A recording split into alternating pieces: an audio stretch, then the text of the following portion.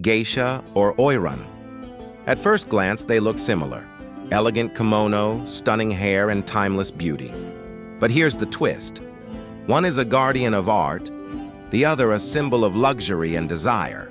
Let's break the myth and reveal the real difference. What's up, legends? Welcome back to the channel. Today, we're tackling another cultural mystery straight out of Japan. What's the difference between a geisha and an oiran? If you've ever seen photos of women in dazzling kimono, tall wooden shoes, and elaborate hairstyles, you might have thought, oh, that's a geisha, right?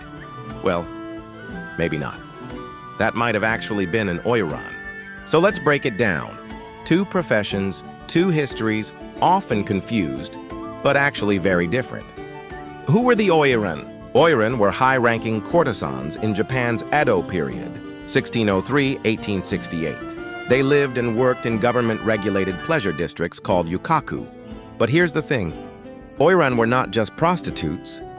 They were the elite courtesans, famous for their education, fashion, and cultural refinement. To even be in their company, a client had to be extremely wealthy and influential. Oiran were skilled in conversation, poetry, calligraphy, and music. They could entertain nobles and samurai with intellect and charm, not just beauty. Their appearance was also iconic. Huge, elaborate hairstyles decorated with dozens of hairpins. Extremely ornate kimono layered and tied with their obi, sash, in the front. Tall platform sandals called komageta or mitsuashi that made their walk very distinct, slow, deliberate, almost theatrical. In fact, oiran didn't walk like everyone else. They performed the famous Oiran dochu, a slow, parade-like procession, turning the streets into a runway of luxury. Who are the geisha then? Now contrast that with geisha. As we covered before, geisha are professional artists and entertainers, not courtesans. Their focus is on traditional arts, shamisen music, tea ceremony, dance, and refined conversation. Geisha's look is elegant but simpler compared to oiran. Their kimono patterns are less flashy, and their obi is tied at the back. Geisha wear smaller hairstyles and fewer ornaments because their role is about subtlety and grace, not extravagance. In short, geisha, National performance artists. Oiran Tabamov courtesans who also mastered cultural refinement. Key differences. Quick-fire style. All right, let's make this easy to remember. Profession, geisha. Artists, entertainers, oiran. Courtesans, high-class sex workers who also entertained. Focus, geisha. Art, music, dance, elegance. Oiran now beauty, companionship, luxury lifestyle. Fashion, geisha. Subtle, elegant, refined. Oiran extravagant, colorful, heavily decorated. Obi, sash. Geisha tie their obi at the back. Oiran tie it at the front for practical reasons. Shoes and walk. Geisha wear normal wooden sandals. Oiran wear tall platform shoes and walk in slow, dramatic steps. Interview moment. Imagine sitting with both.